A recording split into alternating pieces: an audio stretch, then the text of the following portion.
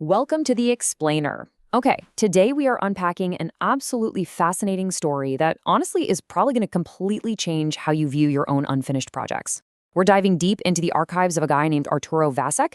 It's this wild journey into a life that was deliberately left incomplete. And by digging through the artifacts he left behind, we're going to try to reframe our feelings about the things we so often just label as failures.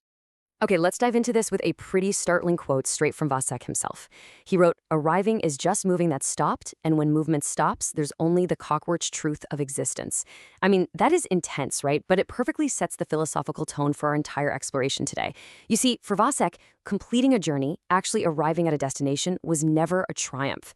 To him, it was actually a kind of death. Which brings us to this incredibly mind-bending premise. Think about this for a second.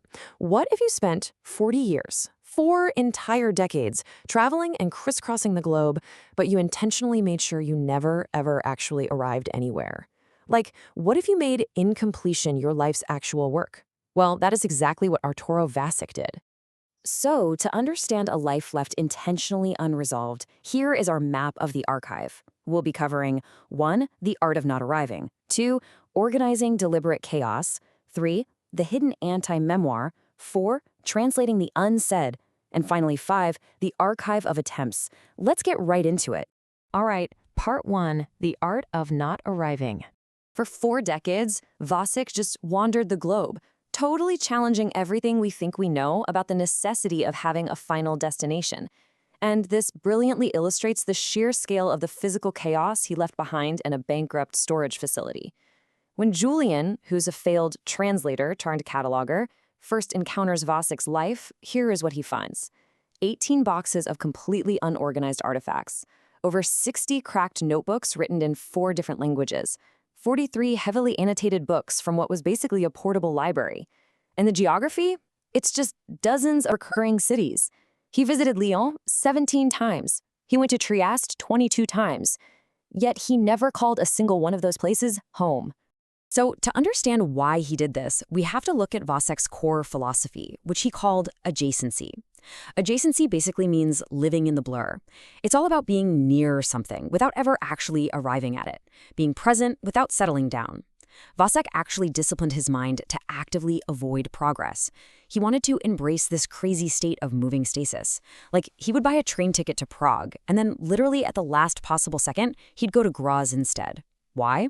Simply because he wanted to be adjacent to a destination rather than actually at it. Section 2, Organizing Deliberate Chaos. Now, you might be wondering, how do you even begin to structure a life that flat out refuses to be organized? That was the impossible task facing Julian and his supervisor Delgado, who's this incredibly experienced archivist.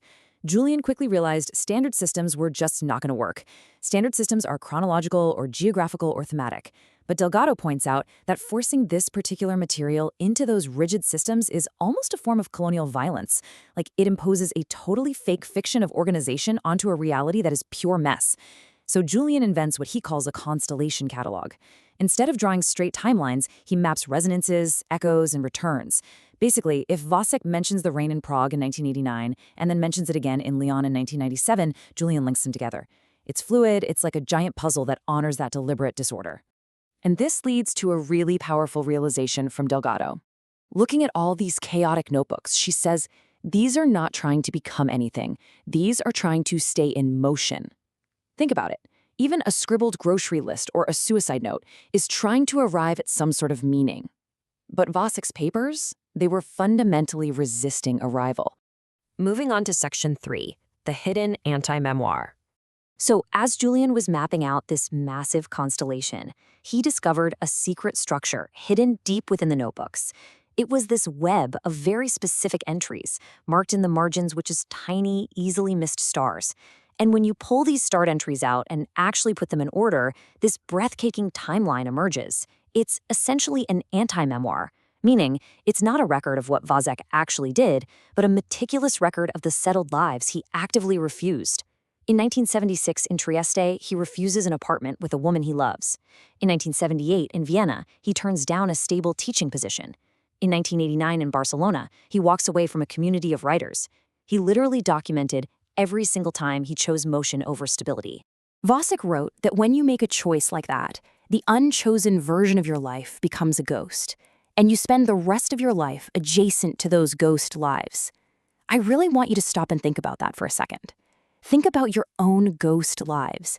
The cities you maybe wanted to move to but didn't, the jobs you didn't take, the relationships you walked away from. In a way, we are all living adjacent to the versions of ourselves that we left behind. Okay, section 4, translating the unsaid. Now, what's really interesting about this is what was hiding right beneath the surface. Hidden among these notebooks were drafts of unsent letters spanning 15 years, from 1981 all the way to 1996, and they were all written to a woman named Mira. Julian actually finds this inscription in one of Vasek's books, For Arturo, who is always leading. Maybe one day you'll read this and stay. M. 1979. Mira was the woman in Trieste he refused to move in with. So suddenly, Vasek's grand philosophical idea of adjacency looks a whole lot like a defense mechanism. He wasn't just pursuing some pure state of motion, he was terrified. He was terrified of domesticity, of truly being known, of the profound vulnerability that comes with love. His philosophy was basically a shield. So, Julian obviously wrestles with this. Was Vasek's life just a massive failure of courage? Well, Julian's brother, who happens to be an engineering student, offers this brilliant metaphor. He says, if you want to build a bridge that specifically doesn't arrive anywhere, how do you do it? Step 1, you build overlapping platforms. Step 2, you exist in perpetual near crossing. Step 3, you treat incompletion as a design choice, not a design flaw. And you know what? Structurally, it stands. It completely validates Vasek's choices, not as some failure to arrive, but as a successfully engineered state of adjacency. And finally, section 5, the archive of attempts. This part brilliantly synthesizes everything we've just learned. Julian actually manages to contact Mira, who is now a professional translator, and she doesn't just read those unsent letters, she decides to translate them into Italian as a way to process her grief. And Julian, completely inspired by Vasek's beautiful Incompletions, finally returns to a novel he failed to translate years ago. He realizes that abandoning it was the actual failure, which brings us to this absolutely breathtaking quote from Vasek's time in Barcelona. He wrote, "I believe in the attempt, in the gesture towards something, even when you know you'll never reach it." And guys, this is the absolutely crucial takeaway from this whole explainer. Our abandoned projects, our unsent letters, those failed translations, they aren't just dead ends. They are beautiful gestures of effort. They are proof that we tried to cross a distance, even if we didn't quite make it to the other side. So as we wrap up today, I want to leave you with this provocative thought. How might you reframe your own failures as beautiful attempts rather than dead ends? Seriously, the next time you look at an unfinished manuscript, a half-built project in the garage, or a life path you stepped away from, don't label it a failure. It is an artifact of your own beautiful attempt. It is a totally necessary platform on a bridge that was never meant to cross all the way. Thank you so much for joining me on this explainer, and definitely keep exploring those incomplete journeys.